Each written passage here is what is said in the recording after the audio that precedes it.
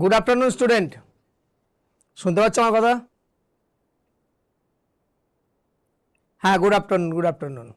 আমরা first hand আউটটা করেছিলাম CHSL এর, তাই তো? হ্যাঁ, আজকে আমাদের second hand out. Second hand out দেখো এখানে ওপেন করা আছে, দেখতে পাচ্ছ প্রত্যেকে? আচ্ছা, এখানে দেখো ফার্স্ট যে কোশ্চেনটা এখানে দেওয়া হয়েছে, according to the constitution of India it is obligatory to constitute ward committee in a area, a ward committee in a area of a municipality. The population of such municipality should be, মানে ward committee consisting of one or more wards within the territorial area of a municipality having a population of 3 lakhs or more. তাহলে এখানে 3 lakhs or more answer হবে। 3 লক্ষ বা তার অধিক জনসংখ্যা নিয়ে ওয়ার্ড কমিটি গঠিত হয়। ওয়ার্ডের হেডকে কে বলা হয়? কাউন্সিলর। প্রত্যেকটা ওয়ার্ডে একজন করে হেড থাকে, কাউন্সিলর বলা হয়। তাহলে এই ward committee consisting of one or more ward within the territorial area for a municipality having a population of 3 lakhs or more. Clear কোশ্চেনটা? Second question, municipal area means the territorial area of a municipality as it is notified by the কি হবে? Governor. Notified by the governor. বলছে municipal area means the territorial area of a municipality as it is notified by the governor হবে। 73rd এবং 74th Amendment Act to the Constitution of India provide for election to the local bodies কি হবে?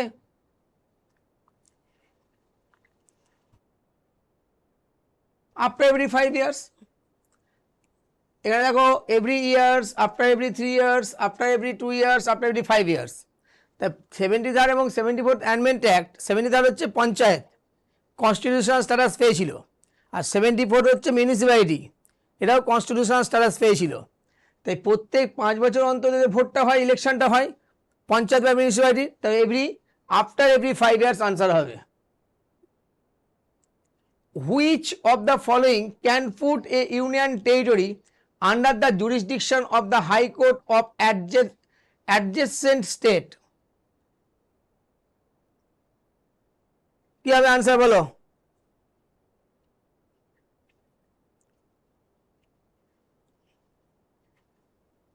मुझे हु বা which of the following can put a union territory under the jurisdiction of the high court? একটা কেন্দ্রায়িত অঞ্চল একটা হাইকোর্টের জুরিসডিকশনের মধ্যে থাকবে, এটা কে ঠিক করতে পারে?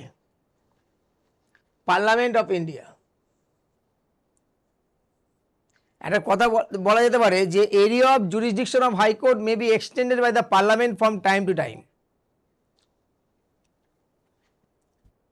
Fifth question, which article of the Indian Constitution provides for election commission? নির্বাচন কমিশন কোন আর্টিকেলের মধ্যে আছে?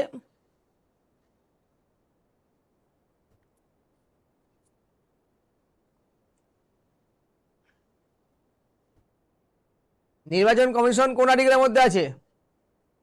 আর্টিকেল 324, 324 নম্বর ধারার মধ্যে নির্বাচন কমিশনের কথা বলা হয়েছে। Election Commission of India is a constitutional body, extra constitutional body, statutory body, non statutory body। কি হবে?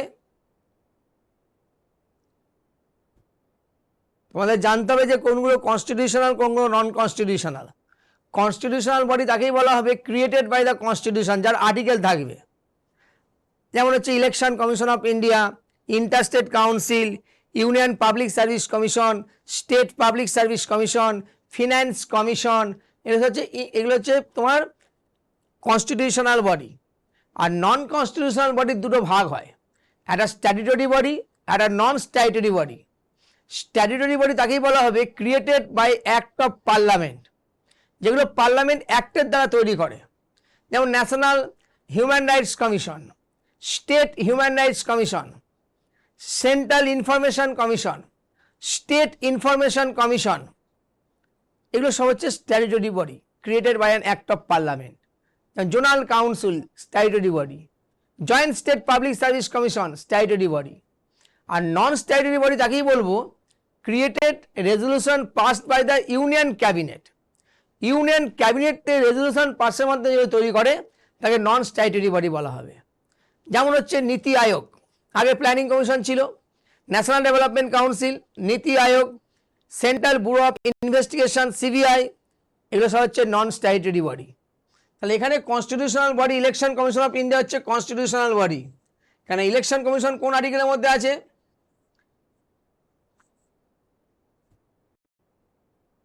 আর্টিকেল 324 থেকে 329, 324 থেকে 329 নম্বর ধারা ইলেকশন কমিশন বলা হয়েছে। Election commission of India is a independent body established by the constitution of India directly to ensure free and fair election in the country. ভারতবর্ষের স্বচ্ছ এবং অবাধ নির্বাচন কে নেয়? নির্বাচন কমিশন অফ ইন্ডিয়া নিয়ে থাকে। 7th কোশ্চেন দেখো, which article constitution of India provides post of comptroller auditor general of India? এই যে comptroller and auditor general of India, এটা কোন আর্টিকেলে বলা হয়েছে? আমরা ক্যাগকে জানি আর্টিকেল 148 থেকে 151, তাহলে এখানে 148 আর্টিকেল আছে, তাহলে কম্পট্রোলার জেনারেলকে বলা হয় আমাদের আর্টিকেল 148 কনস্টিটিউশনাল বডি, এটাও বলা হয়, সংবিধানে দেওয়া হয়েছে। আর আর্টিকেল 248 কি? Residuary power of the parliament. এই যে আমাদের union list, state list, concurrent list আছে, এই তিনটে লিস্ট বাদ দিয়ে কোনো যদি কোনো আইন তৈরি করতে হয় কেন্দ্রের পার্লামেন্ট করে, রেসিডুয়ারি পাওয়ারের মধ্যে পড়ে। The residuary power has been vested by the parliament. ঠিক আছে, এই আর্টিকেলগুলো দেখতে হবে।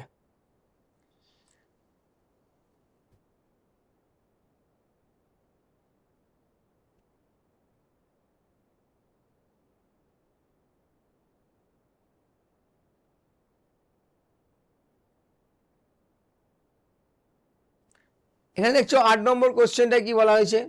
Salary of the CAG is taken from comptroller general, comptroller and auditor general. ক্যাগের ফুল ফর্ম কি?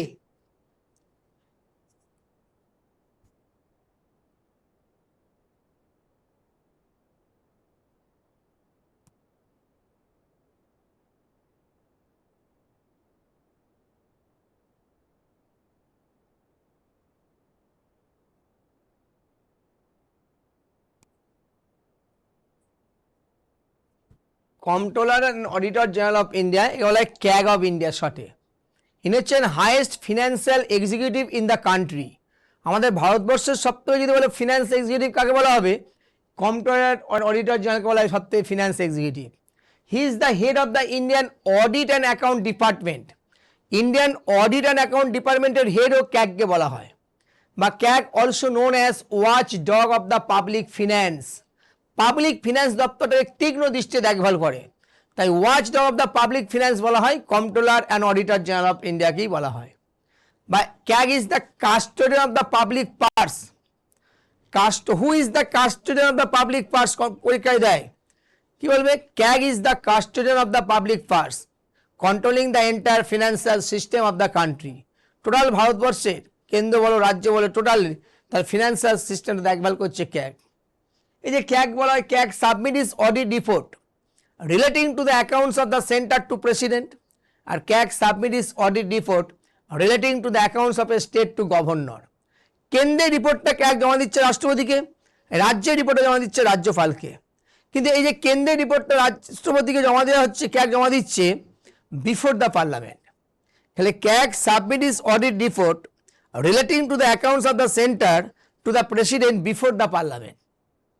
বিফোর দ্য পার্লামেন্ট মানে পার্লামেন্টে যাওয়ার আগেই প্রেসিডেন্টের টেবিলে ক্যাগ রিপোর্টটা জমা করে দিচ্ছে। আর CAG submit is audit report relating to the accounts of a state to the governor before the state legislature. রাজ্য আইনসভা যাওয়ার আগেই গভর্নর টেবিলে রিপোর্টটা জমা করে দিচ্ছে। High court is a court of record, it is mention under article. High court court of record কোন আর্টিকেলে বলা হয়েছে? আর্টিকেল 215, 215 নম্বর ধারায় court of record. High court shall be a court of record and shall have power to, যদি বলা হয় মানে কোর্ট অফ রেকর্ড মানে কি? অভিলেখ আদালত, যে আদালত সমস্ত ইম্পর্টেন্ট পেপারস নথি যেগুলো রেকর্ড হয়ে থাকে, রেকর্ড রুম আছে, সেখানে সাজিয়ে সাজিয়ে রাখা হয়। সেই রেকর্ড যদি কোনো কারণে লস্ট হয়ে যায়, সেই কোর্টই সেই কোর্টকে শাস্তি দিতে পারবে। তাই কোর্ট অফ রেকর্ড হচ্ছে article 215। Higher court can issue a writ to a lower court preventing it from exceeding its jurisdiction. This is referred to as, lower court থেকে মামলাগুলো উচ্চ কোর্টে অর্পণ হচ্ছে, এ কি বলা হয়?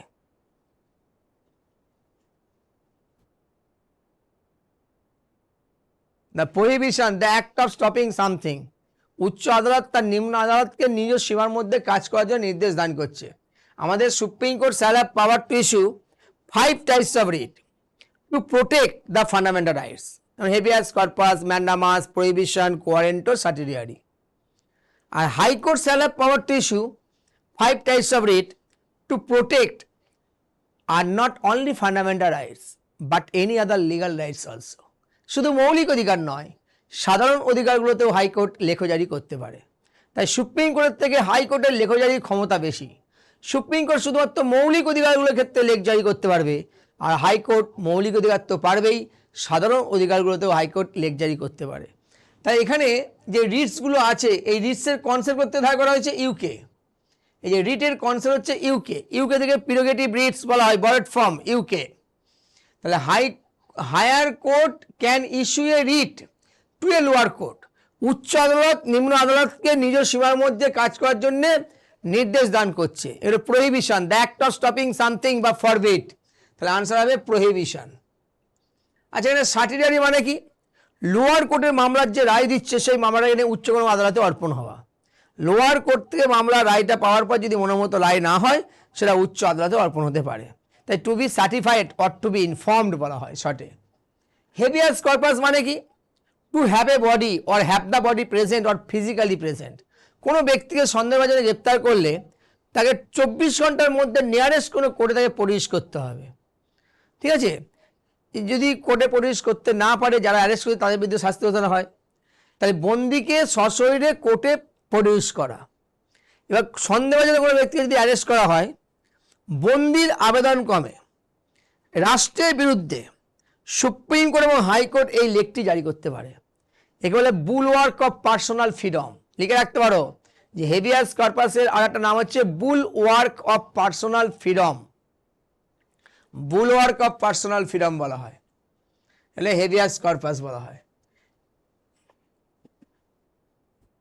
তাহলে এখানে আনসার অনুযায়ী, কোশ্চেন অনুযায়ী আনসার হচ্ছে prohibition. Economic planning comes under the which of the following writs? Union list, concurrent list, state list, none of this. এই যে লিস্টগুলো তোমাদের পড়তে হবে, কিন্তু কোন বিষয়গুলো ইউনিয়ন লিস্টের আন্ডারে আছে, কোন বিষয়গুলো স্টেট লিস্ট এবং কনকারেন্ট লিস্ট, ভেরি ইম্পর্টেন্ট। আমাদের সেন্টার স্টেট রিলেশনশিপের লেজিসলেটিভ রিলেশনে দেখবে আমাদের এই লিস্টগুলো দেওয়া আছে আর্টিকেল 246 অনুযায়ী। যেমন ইউনিয়ন লিস্ট অরিজিনালি ছিল 97, at present 98। State list originally 66, at present 59। Concurrent list originally 47, at present 52। তাহলে এই লিস্টগুলো কিন্তু খুব ভালো করে দেখতে হবে প্রত্যেককে। তাহলে ইকোনমিক প্ল্যানিং এটা সাধারণত কনকারেন্ট লিস্টে দেওয়া আছে। এই concurrent list borrowed from Australia. তাহলে কনকারেন্ট লিস্ট বরড ফ্রম করতে গিয়ে বলবে অস্ট্রেলিয়া, মনে রাখবে তো, concurrent list borrowed from Australia.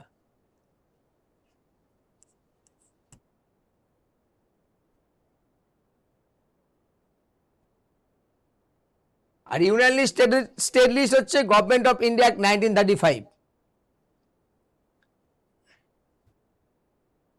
In 1977, under whose chairmanship Panchayati Raj Committee was formed? In 1977, under whose chairmanship Panchayati Raj Committee was formed?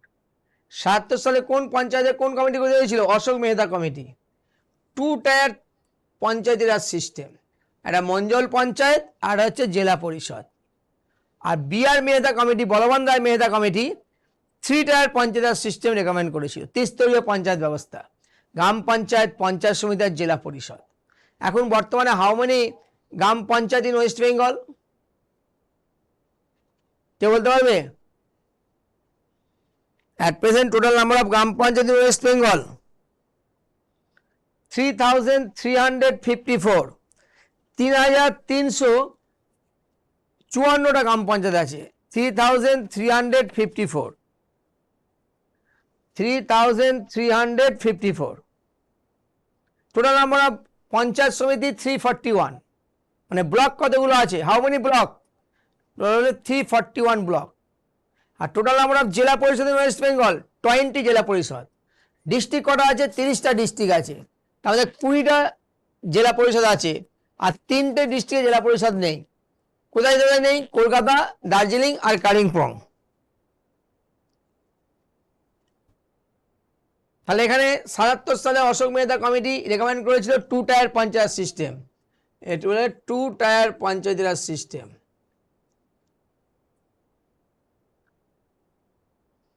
R Balwantrai Mehta committee 3 tier panchayat system. 1957-এ Balwantrai Mehta committee appoint হয়েছিল। Panchayat raj is a include in the, কোন list আছে পঞ্চায়েত ব্যবস্থা? Union list, state list, concurrent list, residuary list. কে বলতে পারবে দেখি এটা? পঞ্চায়েত কোন লিস্টে আছে অন্তর্ভুক্ত?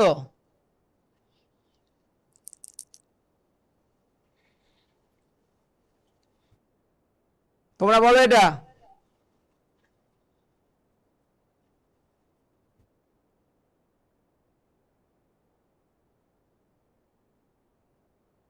পঞ্চায়েত হচ্ছে স্টেট লিস্ট, স্টেট লিস্ট, রাজ্য তালিকা। Rural local self government also known as panchayat.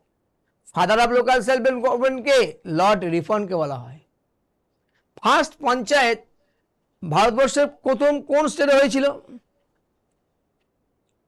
First panchayat raj system introduce in India, Rajasthan, Nagaur district. First panchayat raj system introduce in India, Rajasthan, Nagaur district on 2nd October 1959. On 2nd October 1959। আর সেকেন্ড পঞ্চায়েত হয়েছিল অন্ধ্রপ্রদেশ কার্নুল ডিস্ট্রিক্ট। এটাও 59-এ November মাসে হয়েছিল, November মাসে হয়েছিল।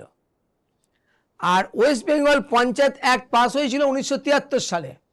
West Bengal panchayat raj system act passed in 1973। আর West Bengal panchayat raj system introduce in 1978, 1978 সাল।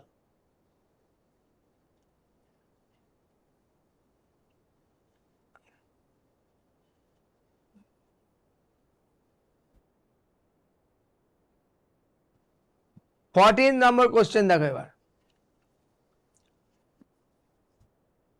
President of India, Indian union has the same constitutional authority as the, মানে ভারতবর্ষের রাষ্ট্রপতির সঙ্গে কোথাকার প্রেসিডেন্টের তুলনা করা হয়? President of USA, president of Egypt, president of monarch, president of Russia. কি হবে, ব্রিটিশ মোনার্ক না রাশিয়া? কে বলতে হবে দেখি?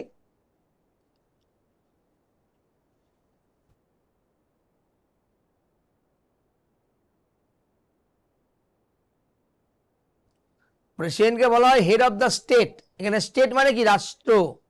একটা রাষ্ট্র হলে যার 4টে গুরুত্বপূর্ণ এলিমেন্ট আছে, মানে 4 essential element of state: সভারেনিটি, territory, population, government. তাহলে এখানে বলা হচ্ছে যেটা, যে president of Indian union has the same constitutional authority. British Monarch হবে, কারণ আমাদের ভারতবর্ষের রাষ্ট্রপতিকে বলা হয় constitutional head of the state. এটা বরড ফ্রম ইউকে। প্রেসিডেন্ট টার্মটা নেওয়া হয়েছে ইউএসএ থেকে, কিন্তু প্রেসিডেন্টের কার্যপদ্ধতিগুলো সব ব্রিটিশ মোনার্কের মতন। তাই constitutional head of the state এই টার্মটা হচ্ছে British monarch. Who is the competent to prescribe condition as for acquiring Indian citizenship? কে বলতে পারবে? আমাদের সিটিজেনশিপ কোন লিস্টে আছে? Union list. তা সিটিজেনশিপ নিয়ে কোনো আইন তৈরি করতে হলে কি করতে পারে? কেন্দ্র না রাজ্য?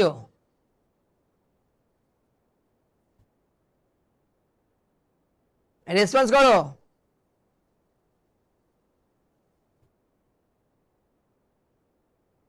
হ্যালো,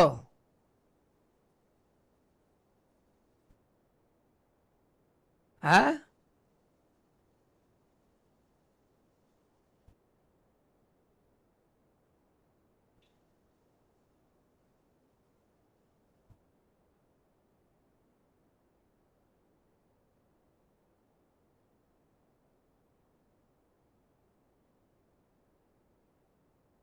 কি আনসার হবে? 15 নম্বর কোশ্চেন, পার্লামেন্ট, একদম কারেক্ট আনসার। রেসপন্স করবে, বলে who can regulate the right of citizenship by law? Parliament can regulate the right of citizenship by law. A state government has no jurisdiction to determine the question related to the citizenship been provide by the constitution. Why? কেন একটা রাজ্য সরকার নাগরিকত্ব নিয়ে পুরো প্রশ্ন উঠলে সমস্যার সমাধান করতে পারে না? কেন? কেন citizenship is a subject under union list, বা এটা হচ্ছে আমরা বলতে পারি যে ইউনিয়ন লিস্টের আওতায় বলা আছে, তাই তো? Single citizenship, Indian constitution provide a single citizenship for the Indian people. ভারতের নাগরিকদের জন্য ভারতের সংবিধান একক নাগরিকত্ব দান করেছে। তাহলে এখানে নাগরিকত্ব নিয়ে যা কিছু আইন তৈরি করবে কে করবে? পার্লামেন্ট। এই যে অ্যাকোয়ারিং যে সিটিজেনশিপগুলো, আমাদের ইন্ডিয়ান সিটিজেনশিপ অ্যাক্ট কত সালে পাস হয়েছে? 1955, তাই তো? এই this act was amended 9 Times, এখনো মধ্যে 9বার অ্যামেন্ড হয়েছে 1955 সালে অ্যাক্টটাকে। ফার্স্ট 57, তারপরে 60, তারপরে তোমার 85, 86, 1982, 2003, 2005, 2015, 2019, এই 9বার নাগরিকত্বকে অ্যামেন্ড করা হয়েছে। তাই Indian citizenship act passed in 1955, Indian citizenship will be acquired through 5 method: by birth, by descent, by registration, by naturalisation, by incorporation of territory. আর Indian citizenship can be lost into 3 methods: renunciation স্বেচ্ছায় ত্যাগ, termination খারিজ হয়ে যাওয়া, আর deprivation মানে বঞ্চিতকরণের মাধ্যমে নাগরিকত্ব চলে যাওয়া। তাহলে এখানে পার্লামেন্ট ঠিক করবে যে অ্যাকোয়ারিং দ্য ইন্ডিয়ান সিটিজেনশিপ কোন কোন মেথডগুলোর মাধ্যমে ভারতবর্ষের নাগরিকত্বকে অর্জন করা যাবে, এটা পার্লামেন্ট ঠিক করবে। Which of the following state has bicameral legislature? Bicameral মানে কি? দ্বিকক্ষ বিশিষ্ট আইনসভা। এই যে bicameralism at the province introduce by, রাজ্যে দ্বিকক্ষ বিশিষ্ট আইনসভা কোন অ্যাক্টের দ্বারা এসছে? The government of India act 1935, 1935 সালে ভারত শাসন আইনের দ্বারাই রাজ্যে দ্বিকক্ষ বিশিষ্ট আইনসভার কথা বলা হয়েছে। At present bicameral state in India কটা আছে? 6টা, 6: বিহার, মহারাষ্ট্র, উত্তরপ্রদেশ, কর্ণাটকা, অন্ধ্রপ্রদেশ, তেলেঙ্গানা। বিহার, মহারাষ্ট্র, উত্তরপ্রদেশ, কর্ণাটকা, অন্ধ্রপ্রদেশ, তেলেঙ্গানা, এই 6 bicameral state. It means 2 house, দুটো হাউস আছে, বিধানসভা এবং বিধান পরিষদ। আর ইউনিক্যামেরাল কতগুলো আছে at present? Unicameral state in India 22টা, 22 ইউনিক্যামেরাল স্টেট ইন ইন্ডিয়া। তাহলে ওখানে কি বলা হয়েছে question? Which of the following states bicameral legislature? Bihar, Maharashtra, Uttar Pradesh, Karnataka. এই যে কর্ণাটকা আছে, অন্ধ্রপ্রদেশ, তেলেঙ্গানা, তাহলে ওই কর্ণাটকা হচ্ছে বাইক্যামেরাল, এগুলো সব বাকিগুলো ইউনিক্যামেরাল। ওয়েস্ট বেঙ্গল ইউনিক্যামেরাল। ওয়েস্ট বেঙ্গল এক সময় বাইক্যামেরাল ছিল। In 1969, West Bengal Legislative Council was abolished by the Parliament in consultation with West Bengal Legislative Assembly under Article 169. 1969 সালে পশ্চিমবঙ্গের বিধান পরিষদকে পার্লামেন্ট পশ্চিমবঙ্গের বিধানসভার সাথে পরামর্শ করে সংবিধানের 169তম ধারা অনুযায়ী বাতিল করে দিয়েছে। তাহলে এখন আর নেই। তাহলে এখন বিধান পরিষদ করার জন্য মমতা ব্যানার্জি সরকার পশ্চিমবঙ্গের বিধানসভা থেকে 2/3 মেম্বারে পাস করে বিলটা পাঠিয়েছে পার্লামেন্টের কাছে। পার্লামেন্ট যদি সিম্পল মেরিটে পাস করে তাহলেই পশ্চিমবঙ্গে আবার বিধান পরিষদ হবে, কিন্তু পার্লামেন্ট এখনো পাস করছে না, বিলটা পড়েই আছে। তাই এখানে যা অপশান আছে সেই অনুযায়ী বাকিগুলো ইউনিক্যামেরাল, শুধুমাত্র কর্ণাটক হচ্ছে bicameral. Clear? Which of the following powers can not be exercise by the Rajya Sabha? Can not be exercise by the Rajya Sabha বলেছে, বলো তো আনসারটা দেখি।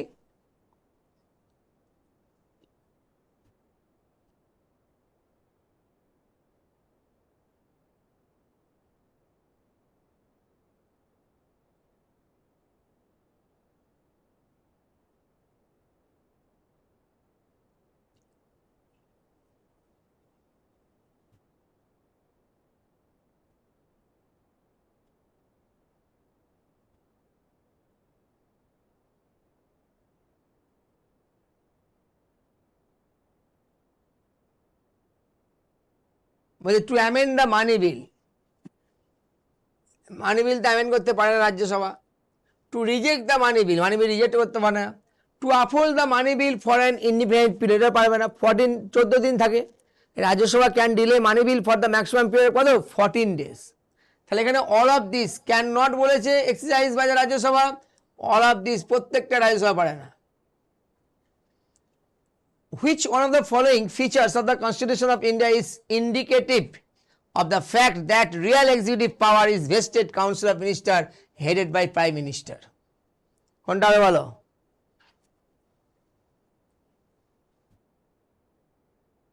Federalism, representative legislature, universal adult franchise, প্রাপ্তবয়স্ক ভোটাধিকার অধিকার, পার্লামেন্টারি ডেমোক্রেসি, সংসদীয় গণতান্ত্রিক ব্যবস্থা। এখানে বলেছে which of the following features constitution of India is indicative, indicate করছে of the fact that real executive power is vested council of minister headed by prime minister. এই যে প্রকৃত ক্ষমতা prime minister council of minister ভোগ করে কোন সরকারের আন্ডারে, কোন ডেমোক্রেসির আন্ডারে? পার্লামেন্টারি ফর্ম অফ গভর্নমেন্ট। আমাদের ইন্ডিয়া হচ্ছে পার্লামেন্টারি ফর্ম অফ গভর্নমেন্টে পরিচালিত, সংসদীয় গণতান্ত্রিক শাসন ব্যবস্থায় ভারতবর্ষ পরিচালিত। তাই এখানে এই সংসদীয় গণতান্ত্রিক শাসন ব্যবস্থার ক্ষেত্রে প্রধানমন্ত্রী এবং অন্যান্য মন্ত্রীরা লোকসভা কাজে যৌথভাবে দায়বদ্ধ থাকে, এবং এখানে রিয়াল এক্সিকিউটিভ পাওয়ার ভোগ করে কে? Council of minister. এখানে প্রেজেন্ট ইন্ডিয়া হচ্ছে present nominal and real executive. তাই নমিনাল এক্সিকিউটিভ হেডকে প্রেসিডেন্ট আর রিয়াল এক্সিকিউটিভ হেডকে প্রাইম মিনিস্টার। তাই এখানে আমরা বলতে পারি পার্লামেন্টারি ডেমোক্রেসির কথা বলা হয়েছে। Which of the following article Indian constitution define the state? কোন আর্টিকেলে বলা আছে যে রাষ্ট্রের কার্যকরী অংশের সংজ্ঞার কথা? কোন আর্টিকেলে বলা আছে? আর্টিকেল 9, 10, 11, 12। 9 হচ্ছে সিটিজেনশিপ ক্যান বি লস্ট, নাগরিকত্ব লস্ট হয় 9 অনুযায়ী। Article 10 continuance of the right of citizenship, মানে সাংবিধানিক ব্যবস্থা অনুযায়ী নাগরিকত্ব পেয়েছে, পরবর্তীকালে পার্লামেন্ট প্রণীত আইনেও তারা নাগরিকত্ব ভোগ করবে, মানে প্রসেসটা কন্টিনিউ হবে। 11 parliament regulate the right of citizenship by law. বলে who can regulate the right of citizenship by law? বলে parliament can regulate the right of citizenship by law. Parliament নাগরিকত্ব বিষয়টিকে আইন প্রণয়ন দ্বারা নিয়ন্ত্রণ করবে। আর্টিকেল 12 হচ্ছে definition of state, union government, union legislature, state government, state legislature, local authorities, statutory body, non statutory body, সব বলা আছে definition of state article 12।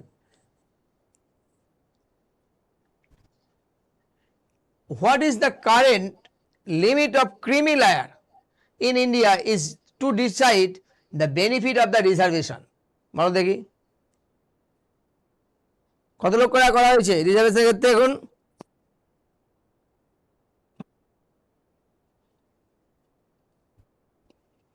What is the current limit of creamy layer?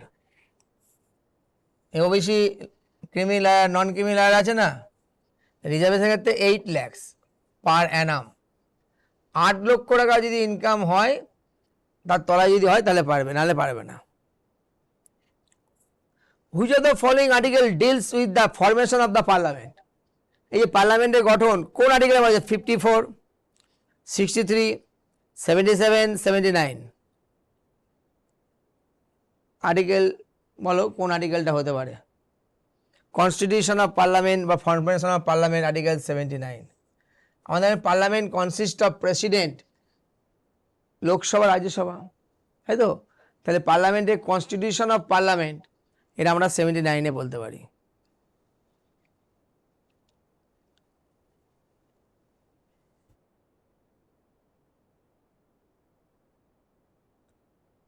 Two থেকে 27 পর্যন্ত কত দেখি নিজেরা?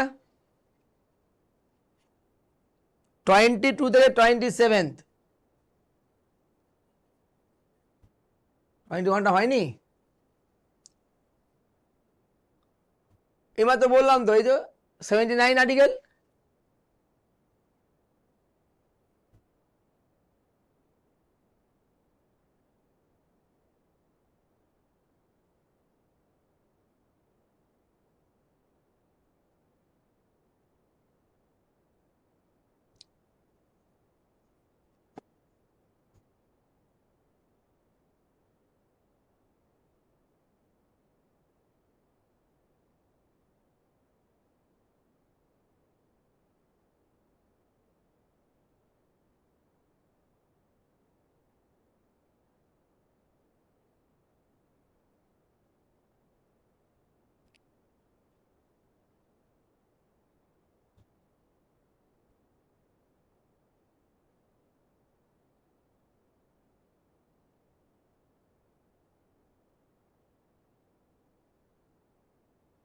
এই যে 21টা দেখো,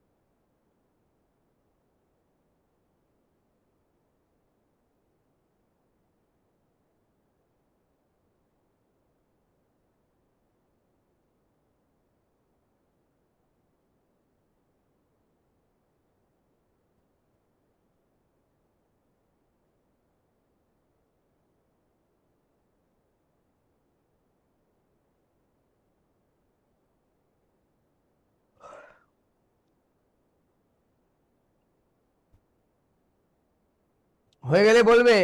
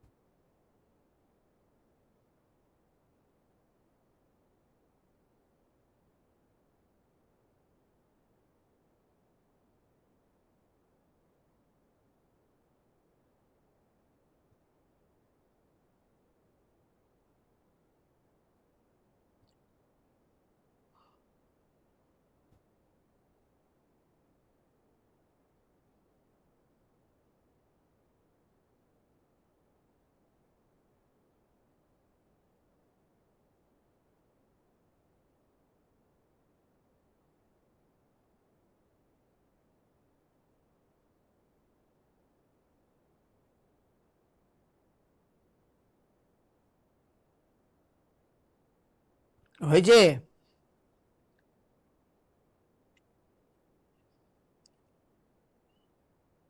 22টা দেখো কি হবে, which of the following is true about the parliament. Parliament consist of Lok Sabha Rajya Sabha, হবে না। Parliament consist of vice president elected both the house of parliament, হবে না। Joint session of the parliament is headed by the president, কি হবে। আর joint session of parliament is called the Lok Sabha speaker. কি answer হতে পারে বলো?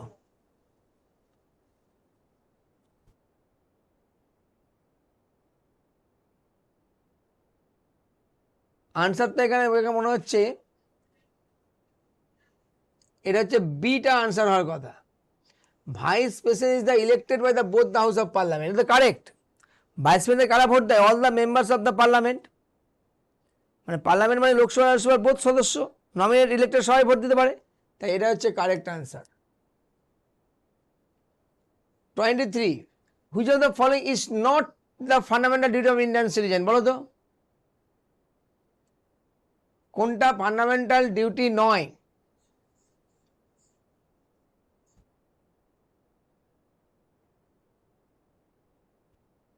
কোনটা হবে?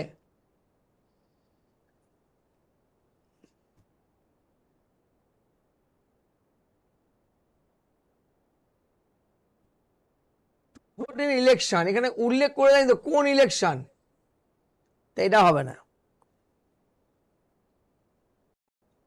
টু ভোট ইন ইলেকশন হবে না, এটা হবে নট বলেছে। Which of the following is not match correctly, কোনটা কারেক্ট ম্যাচ নয়? আর্টিকেল 124 এক্সটার্নাল সুপ্রিম কোর্ট, ঠিক আছে। 140 অ্যাপয়েন্টমেন্ট ক্যাপ, ঠিক আছে। 350 এক্সটার্নাল পাবলিক সার্ভিস কমিশন, ঠিক আছে। আর আর্টিকেল 112 ডেফিনেশন অফ মানি, এটা ভুল। মানি বিল তো নয়, মানি বিল 110, তাহলে এটা 112 হচ্ছে ইউনিয়ন বাজেট, সেটা রং আছে, তাহলে আনসার হবে ডি। আনসার হচ্ছে ডি।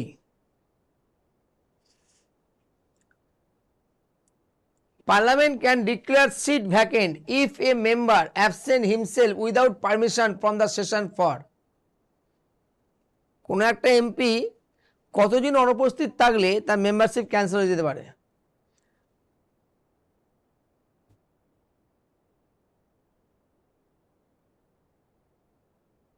বলতে পারবে? If a MP is absent without notice for 60 days, then his membership cancelled. 60 days.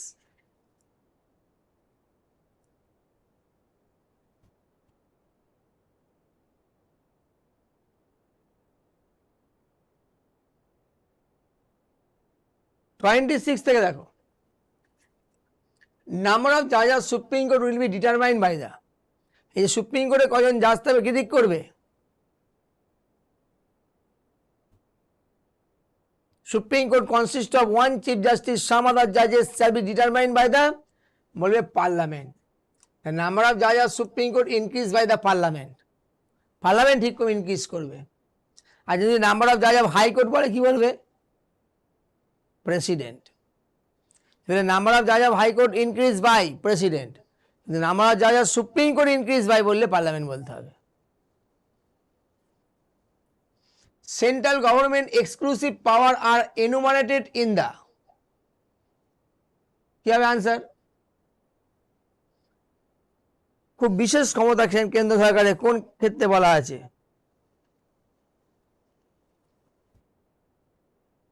Union list, state list, concurrent list, federal list. Central government exclusive power কোনটা হবে? Union লিস্টই হবে, exclusive power union list.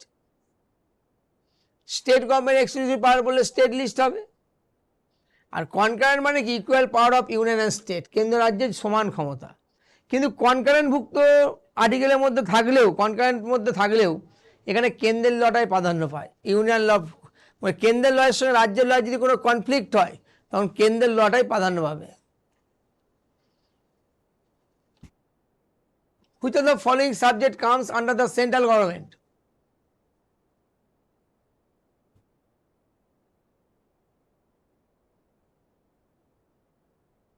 Banking, ব্যাংকিংটা কেন্দ্র সরকারের, agriculture state, fishing, public health, ঠিক আছে, এগুলো একরকম ব্যাংকিং হচ্ছে।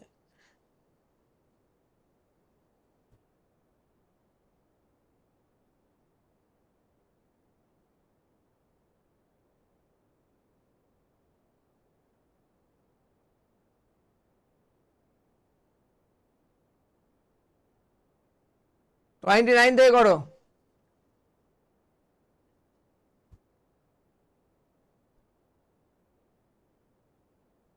টোয়েন্টি নাইন থেকে 36 পর্যন্ত করো।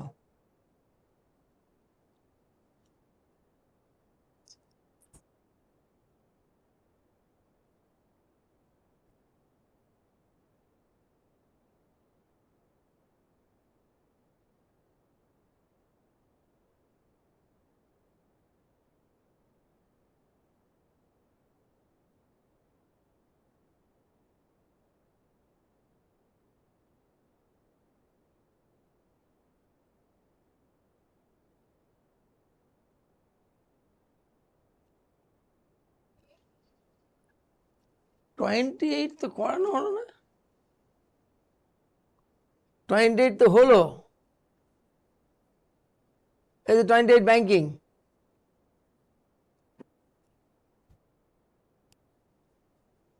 দেখেছো?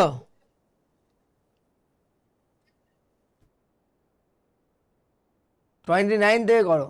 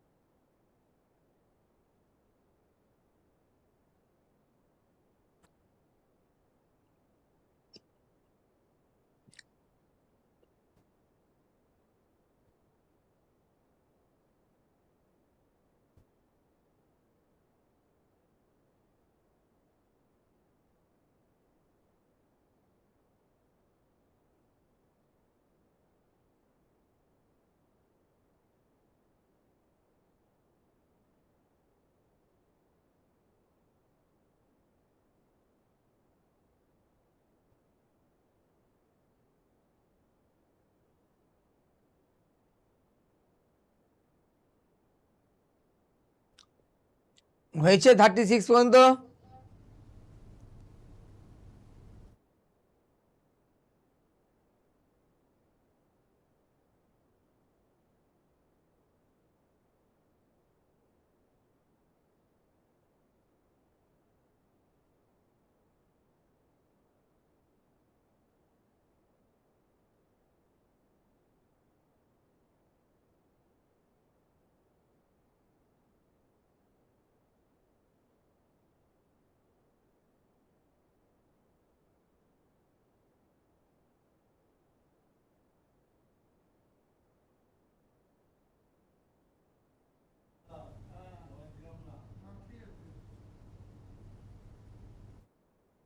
হয়েছে। আচ্ছা আচ্ছা, তোমাদের কত নম্বর এসএম পর্যন্ত ক্লাস হয়েছে মোটামুটি এখানে?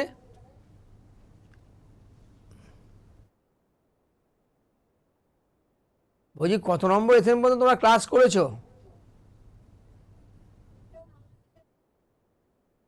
আচ্ছা, তাহলে অনেকটা এগিয়ে গেছো তোমরা 7th এসএম মানে, বুঝতে পেরেছো? 7th এসএম মানে অনেকটা এগিয়ে গেছো। তাহলে এই কোশ্চেনগুলো করতে অসুবিধা হওয়ার তো কথা নয়।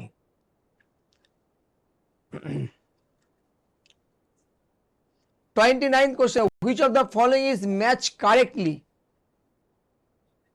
ফিনান্স কমিশন আর্টিকেল 280 হবে, তাহলে কারেক্ট হবে। এটা ভুল, তাহলে রং আছে।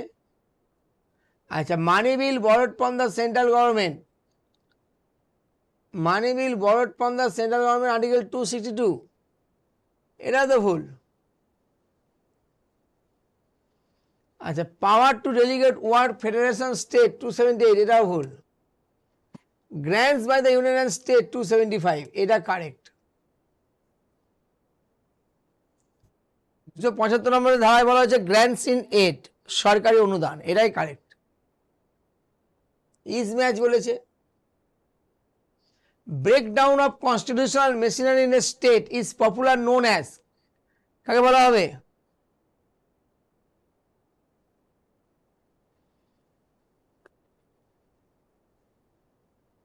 এটা হচ্ছে প্রেসিডেন্ট রুল, রাষ্ট্রপতি শাসন। Actually governor may invite the president to take over the administration in case of breakdown of constitutional machinery in a state. রাজ্যে যখন সংবিধান ভেঙে পড়বে, রাজ্যে যখন অচলাবস্থার পরিস্থিতি তৈরি হবে, রাজ্যে রাজ্যপাল প্রেসিডেন্টকে ইনভাইট করবে রাজ্যে আসার জন্য। প্রেসিডেন্ট আসতেও পারে, না এসেও তার বিশেষ সূত্র মাধ্যমে খবর নিয়ে তার প্রেসিডেন্ট রুল চালু করে, এগুলো স্টেট এমার্জেন্সি। তারপর যে governor may invite the president to take over the administration in case of breakdown oblique failure of constitutional machinery in a state. তাহলে এখানে হবে প্রেসিডেন্ট রুল বলা হবে, রাষ্ট্রপতি শাসন। তাহলে স্টেট এমার্জেন্সি বলতে পারি আমরা প্রেসিডেন্ট রুল, রাষ্ট্রপতি শাসন। যেটা স্টেট এমার্জেন্সি সেটা হচ্ছে প্রেসিডেন্ট রুল, মনে থাকবে। তাহলে emergency, how many types of emergency? 3 types of emergency. National emergency article 352, state emergency article 356, financial emergency article 360। তাই ন্যাশনাল এমার্জেন্সি কী কারণে হয়? On the grounds of war, external aggression, arm rebellion, যুদ্ধ, বৈদেশিক আক্রমণ, সশস্ত্র বাহিনীর মধ্যে যখন বিদ্রোহ হবে তখনই ভারতবর্ষে ন্যাশনাল এমার্জেন্সি হতে পারে। এটা এখনো পর্যন্ত 3 টাইমস হয়ে গেছে ইন্ডিয়াতে। First national emergency was made by the president on 26 October 1962 থেকে 10 January 1968 in the view of Chinese aggression in the NIFA, north eastern frontier এজেন্সিতে চীনের সঙ্গে ভারতবর্ষের যুদ্ধ হয়েছিল 26 অক্টোবর 1962 থেকে 10ই জানুয়ারি 1968, 1968 সাল পর্যন্ত চলেছিল। তখন প্রধানমন্ত্রী কে ছিলেন? জওয়াহরলাল নেহরু। আর রাষ্ট্রপতি কে ছিলেন? এস রাধাকৃষ্ণন, সর্বপল্লী রাধাকৃষ্ণন। পরীক্ষায় দেয় যে প্রথম জাতীয় জরুরি অবস্থা কোন রাষ্ট্রপতি জারি করেছিল? এস রাধাকৃষ্ণন। বা কোন প্রাইম মিনিস্টার আমলে প্রথম জাতীয় চালু হয়েছিল? জওয়াহরলাল নেহরু। এটা হচ্ছে স্টেট এমার্জেন্সি। তাই প্রত্যেকটা এমার্জেন্সি কি দেখবে? গ্রাউন্ডস দেখবে, প্রত্যেকটার এমার্জেন্সির ডিউরেশন দেখবে, প্রত্যেকটার এমার্জেন্সির এফেক্টগুলো দেখবে, আর কোন এমার্জেন্সিতে কতবার হয়েছে। ন্যাশনাল এমার্জেন্সি 3বার হয়েছে, ফার্স্টটা বললাম, সেকেন্ড হয়েছে 3rd December 1971 when Pakistan launch and declare war against India. Pakistan ভারতের বিরুদ্ধে যুদ্ধ ঘোষণা করেছিল 3rd December 1971 থেকে চলেছিল 21st March 1977। আর থার্ড টাইম হলো 25th June 1975 on the grounds of internal disturbance, আভ্যন্তরীণ গোলযোগের ক্ষেত্রে। এই 3বার ন্যাশনাল এমার্জেন্সি ভারতবর্ষে হয়ে গেছে। ন্যাশনাল এমার্জেন্সির ডিউরেশন কি বলবো, 1 month extendable by 6 months indefinitely. Parliament থেকে অ্যাপ্রুভেড টাইম 1 মাস, 6 মাস ডিউরেশন, ম্যাক্সিমাম 3 বছর থাকতে পারবে। এই ন্যাশনাল এমার্জেন্সি এফেক্ট কি হতে পারে, life of the Lok Sabha and SLA can be extended 1 year at a time, but in any case not exceeding 6 months after the proclamation end. Lok Sabha রাজ্যে বিধানসভার মেয়াদ জাতীয় জরুরি অবস্থা চলাকালীন সময় 1 বছর বেড়ে যায়, কিন্তু হঠাৎ করে যদি এমার্জেন্সি বন্ধ হয়ে যায় তাহলে ডিউরেশনটাও কিন্তু আর 6 মাসে বেশি বাড়বে না। আর article 19 is automatically suspended during the operation as an emergency only on the grounds of war and external aggression, not arm rebellion. তাহলে একমাত্র আর্টিকেল 19 সাসপেন্ডেবল তখন war and external aggression, arm রেবেলিয়নের ক্ষেত্রে নয়। আমার ন্যাশনাল এমার্জেন্সির 3টে গ্রাউন্ডস আছে, war, external aggression, arm rebellion. তাহলে আর্টিকেল 19 তখনই সাসপেন্ডেবল ওয়ার অ্যান্ড এক্সটার্নাল অ্যাগ্রেশনের ক্ষেত্রে, নট আর্ম রেবেলিয়ন। আর union parliament can make a law on a state list, কেন্দ্রের পার্লামেন্ট স্টেট লিস্টে আইন তৈরি করতে পারে। স্টেট এমার্জেন্সি কি বললাম, ওই break down or failure of constitutional machine in the state, এই কারণে হতে পারে। আর্টিকেল 356 এর duration 2 months extendable by 6 months up to 3 years। 2 মাস অন্তর পার্লামেন্টে অ্যাপ্রুভেড টাইম, 6 মাস ডিউরেশন, এটা 3 বছর ম্যাক্সিমাম থাকবে। ভারতবর্ষে এখনো পর্যন্ত প্রায় 112 বেশি স্টেট এমার্জেন্সি হয়ে গেছে। ফার্স্ট হয়েছিল বোধ হয় 1951-এ, ওয়েস্ট বেঙ্গলে 4বার হয়ে গেছে, 68, 70, 71, 77। আর ফিনান্স এমার্জেন্সি, স্টেট এমার্জেন্সি হলে কি হতে পারে effect, state com is dismiss, SLA can be suspended or dissolve. আর হতে পারে কি, president may transfer the power of the state legislature to the union parliament, president রাজ্যের সমস্ত ক্ষমতা কেন্দ্রের পার্লামেন্ট তাদের ট্রান্সফার করে দিতে পারে। আর there is no change of fundamental rights and financial relation. State emergency দেখতে হবে। আর ফিনান্সিয়াল এমার্জেন্সি কী কারণে হয়, threat to the financial stability or credit of India, ভারতবর্ষের অর্থব্যবস্থা যদি ভেঙে পড়ে, ব্যাঙ্কগুলো যদি দেউলিয়া ঘোষণা করে, তখন এই ফিনান্সিয়াল এমার্জেন্সি ভারতবর্ষে হতে পারে। এই ফিনান্সিয়াল এমার্জেন্সি কিন্তু ভারতবর্ষে এখনো পর্যন্ত একবারও হয়নি। আর financial emergency duration 2 months extendable by 6 months indefinitely, মানে 2 মাস অন্তর পার্লামেন্ট অ্যাপ্রুভেড ডেট আর 6 মাস ডিউরেশন, এটা অনির্দিষ্টকাল থাকতে পারে। ক্লিয়ার? তাহলে by which constitution amendment act for language Bodo, Dogri, Maithili, Santali added 8th schedule, বলো।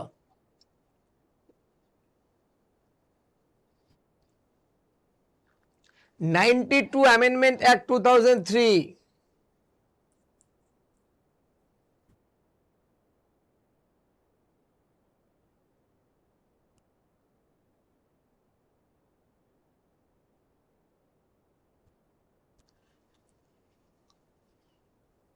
who among the following said the preamble of the Indian Constitution is keynote to the Constitution?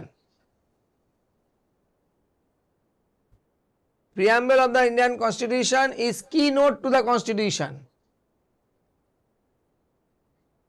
কি হবে আনসার? হ্যাঁ, option A, Ernest Barker. Very good.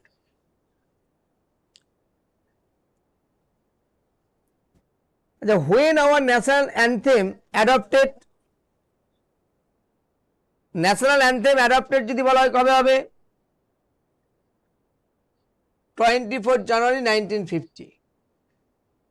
আমাদের constituent assembly also perform the following function. কি কি function করেছিল? Number 1, it ratified India's membership of Commonwealth in May 1949। তাহলে Commonwealth কান্ট্রিকে সমর্থন করেছিল মে মাসে 1949-এ গণপরিষদ। ইট অ্যাডপ্টেড ন্যাশনাল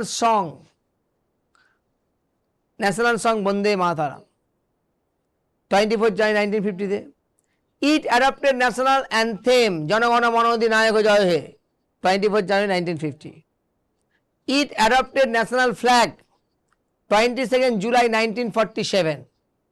এই ন্যাশনাল ফ্ল্যাগ ডিজাইন বাই কে? Pingali Venkayya from Machilipatnam in 1916। 1916 সালে পিঙ্গালি ভেঙ্কাইয়া এই ন্যাশনাল ফ্ল্যাগটা ডিজাইন করেছিল। আর নাম্বার 5 কি হবে? গণপরিষদের ফাংশন 5 নম্বরে, it elected doctor Rajendra Prasad was the first president of India on 24 জানুয়ারি 1950। তাহলে এখানে যে বলা হচ্ছে ন্যাশনাল অ্যান্থেম, এটা 24 জানুয়ারি 1950। Cabinet mission was chaired by,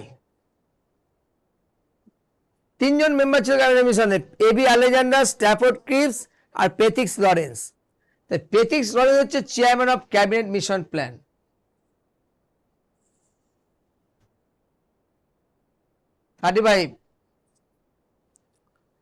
chairman of cabinet mission plan হচ্ছে পেথিক্স লরেন্স।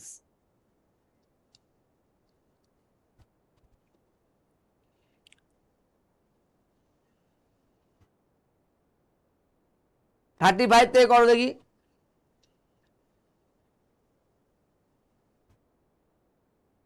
থেকে করো।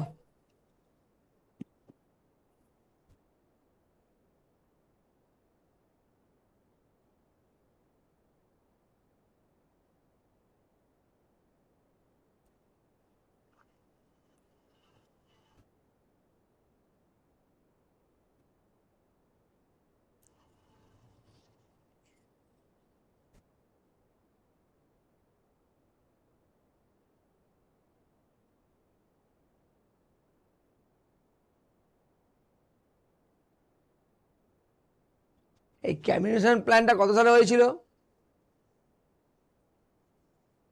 1946। আর 3 মেম্বার বোর্ড।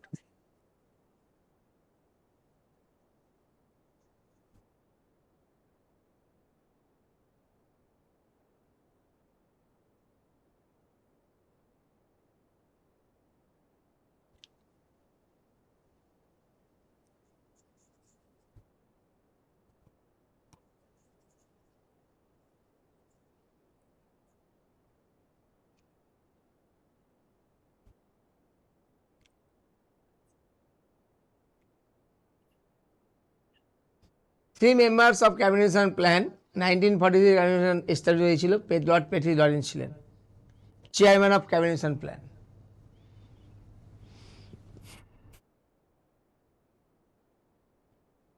36টা কি হবে? 35 of none of these which of the following is considered bag of borrowing? বিষয়টা ধার করে কোথাকার? Indian constitution. Bag of borrowing হচ্ছে ইন্ডিয়ান কনস্টিটিউশন। প্রিয়াম্বেল ইজ বলছে justiciable, non justiciable, partly justiciable, none of this. Preamble হচ্ছে non জাস্টিসেবল, বিচারযোগ্য নয়, নন জাস্টিসেবল বলা হবে। মনে রাখবে,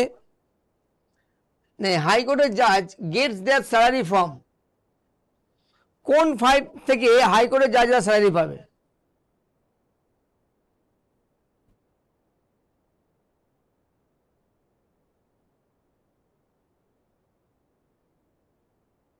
consolidated fund of the state. But retirement age pension করতে পায় কনসলিডেটেড ফান্ড অফ ইন্ডিয়া। রিটায়ারমেন্টের পর পেনশন পাচ্ছে ভারতের সঙ্গে, কারণ হাইকোর্ট ইউনিয়ন লিস্টে আছে। পার্ট 6-এ হলেও হাইকোর্ট ইউনিয়ন লিস্ট। হাইকোর্টের অফিসার, সার্ভেন্ট এরা কিন্তু স্টেট লিস্ট, কিন্তু হাইকোর্ট হচ্ছে ইউনিয়ন লিস্ট।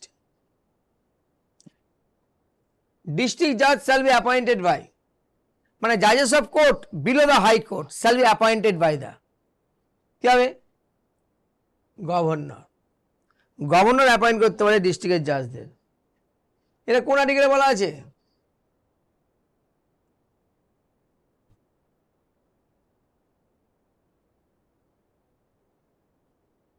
233.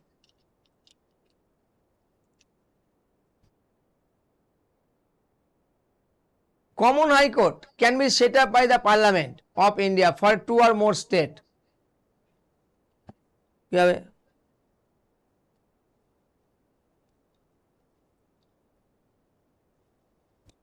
কোন article? 231. Common High Court 2 or more state K Common High Court concept introduced by লিখে রাখো Common High Court concept introduced by 7th Amendment Act 1956. এই যে Common High Court পার্লামেন্ট তৈরি করতে পারে 7th Amendment Act 1956. আচ্ছা 40 থেকে বের করবো আমরা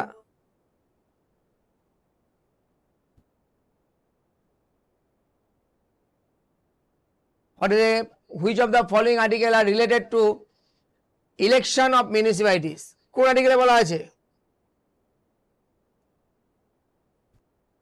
মিউনিসিপ্যাল ইলেকশন আর্টিকেল 243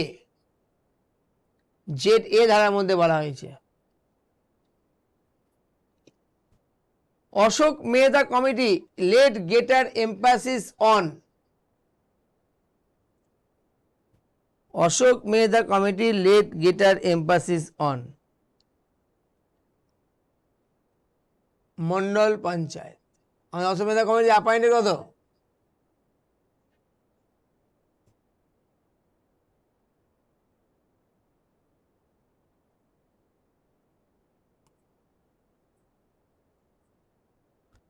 সাতাত্তর সাল এখানে দু ধরনের 2 টায়ার পঞ্চায়েত সিস্টেম বলেছে মন্ডল পঞ্চায়েত আর জেলা পরিষদ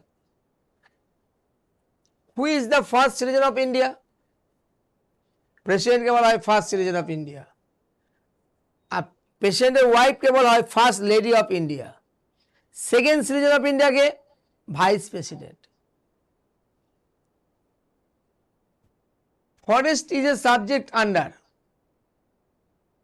আমাদের 5টা বিষয় স্টেট থেকে কনকারেন্টে গিয়েছিল মনে পড়ছে না জানি না দেখো যে 5 subject shifted state list to concurrent list by the 42 amendment act of 1976 তাহলে 42তম সংবিধান সংশোধন 1976 সালে 5টা বিষয়কে স্টেট থেকে কনকারেন্টে পাঠানো হলো কি কি subject protection of wild life administration of justice weights and measure forest আর এডুকেশন 5টা বিষয় স্টেট থেকে কনকারেন্টে গেল তাহলে ফরেস্ট কি হবে কনকারেন্ট লিস্ট যুগ্ম তালিকা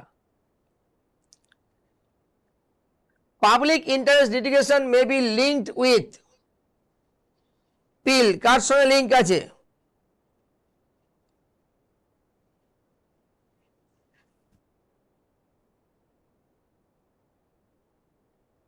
জনগণের স্বার্থের যে মামলাগুলো হয় জুডিশিয়াল অ্যাক্টিভিজম বিচার বিভাগের সব সংস্করণ করতে বলা হয়েছে where is the declared seat to the supreme court situated Delhi supreme court article 130 তে বলা হয়েছে supreme court shall sit in Delhi or in such other place আর places as the chief justice of India chief justice of India supreme কোর্টকে transfer করতে পারে দিল্লি থেকে অন্য কোনো জায়গায় তাহলে there is declare seat supreme court situated Delhi question দেখে নাও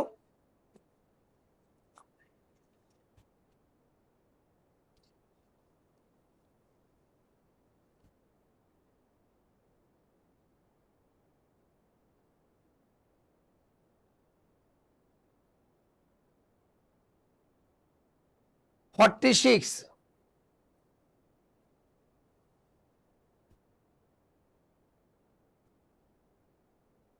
নিজেরা করো দেখি এটা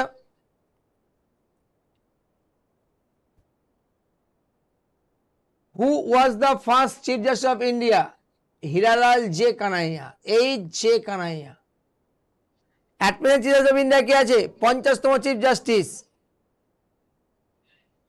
ধনঞ্জয় ওয়াই চন্দ্রচূড়, তাই তো? Who was the first woman judge of Supreme Court? First women জাজ বলেছে।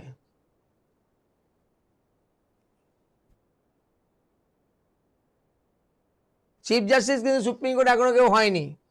মীরা সাহিব ফতেমা বিবি সুপ্রিম কোর্টের প্রথম মহিলা বিচারপতি। Supreme court of India was set up by, কার দ্বারা সেট আপ হয়েছে সুপ্রিম কোর্ট?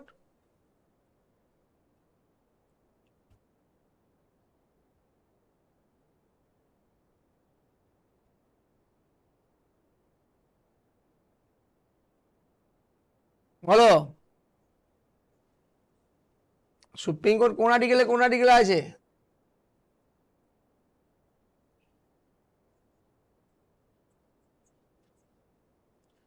ওয়ান 147 ধারার মধ্যে আছে। Supreme court of India was set up, তাহলে কি বলবে? By the constitution.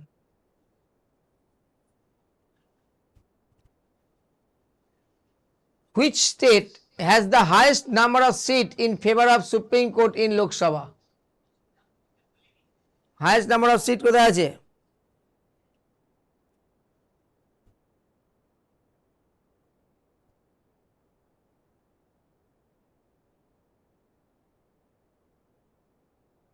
এই তো লোকসভা ভোট হয়ে গেল। এটা কততম লোকসভা ভোট হলো? কততম লোকসভা ভোট হলো? 18 লোকসভা ইলেকশন হয়ে গেল, 18তম লোকসভা ভোট হয়ে গেল। তাহলে সুপ্রিম কোর্টের সবথেকে তোমার লোকসভাতে টোটাল শিডিউল কাস্ট কোথা থেকে আছে সবথেকে বেশি? Uttar Pradesh.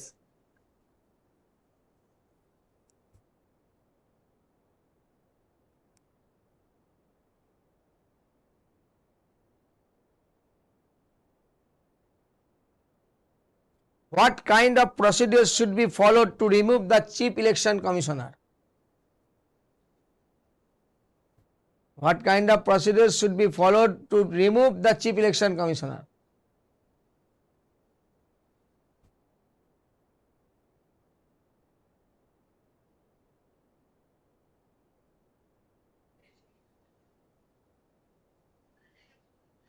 Do you have answer? What kind of procedures should be followed to remove the Chief Election Commissioner? Chief Election Commissioner can be removed by the President on the grounds of proved misbehavior or incapacity on a 2/3 majority of the members of Parliament present and voting.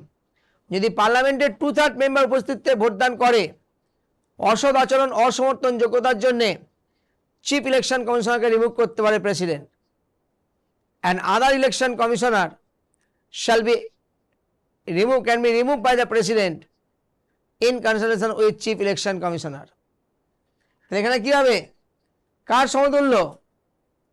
as it is followed to remove the judge of Supreme Court. Supreme কোর্টের জাজকে যে পদ্ধতি remove করা হয় এখানেও তাই same পদ্ধতি remove করা হচ্ছে, সেম পদ্ধতি রিমুভ করা হচ্ছে। এই জাজ of supreme court can be remove by the president on the grounds of proved misbehaviour or incapacity on a 2/3 majority of the members of parliament present and voting. মানে পার্লামেন্টের 2/3 member উপস্থিতিতে ভোটদান করতে হবে। হয়ে গেছে?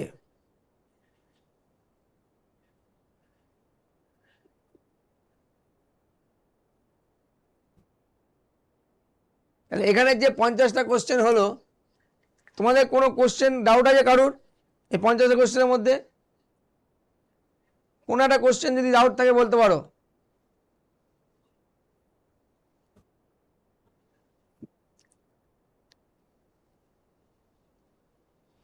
কারো যদি করে, আচ্ছা ইউনিয়ন লিস্ট, স্টেট লিস্ট আর কনকার লিস্টের এক্সাম্পলগুলো দেখে রাখবে।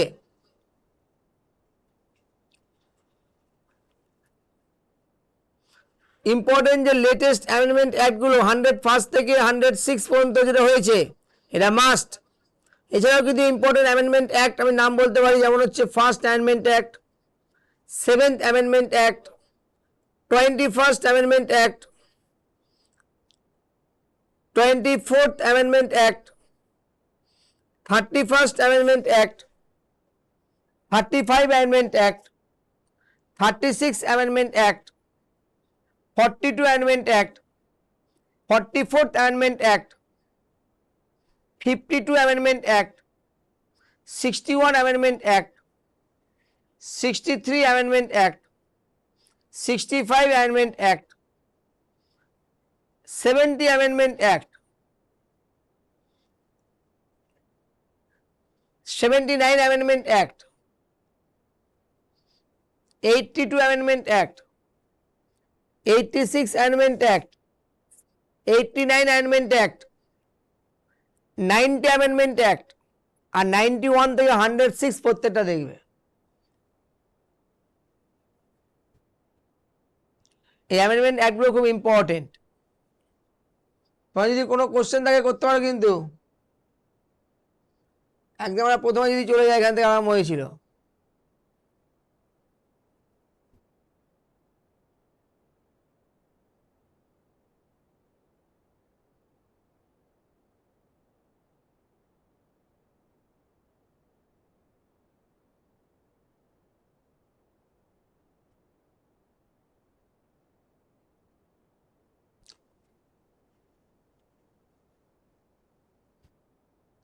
বলো, কোনো কোশ্চেন থাকলে বলো।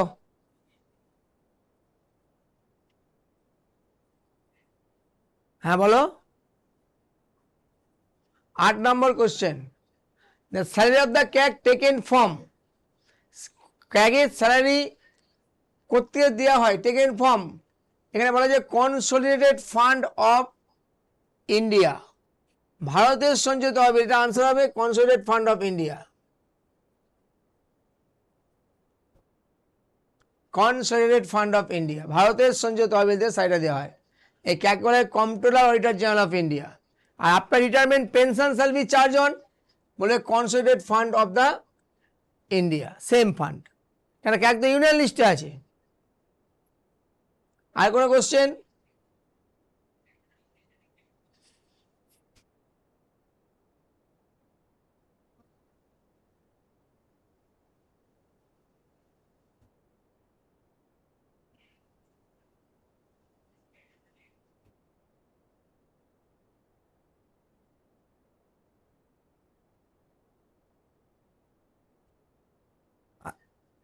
আচ্ছা, যদি কোনো এক্সট্রা কোনো কোশ্চেন থাকে করতে পারো কিন্তু আমাকে।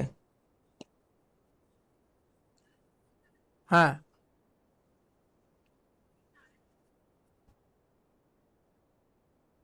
Union list, governor union list, হাইকোর্টে ইউনিয়ন লিস্ট।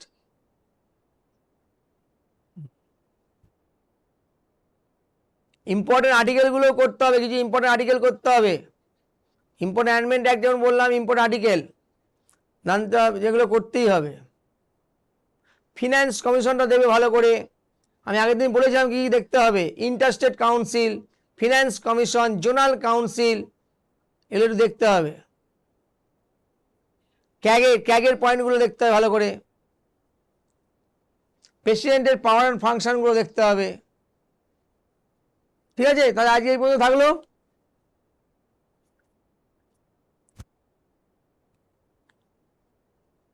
ওকে, সবাই ভালো থাকবে, পড়াশোনা করবে, আর যেখানে কোনো জায়গায় যদি অসুবিধা হয় আমাকে জানাবে। ঠিক আছে।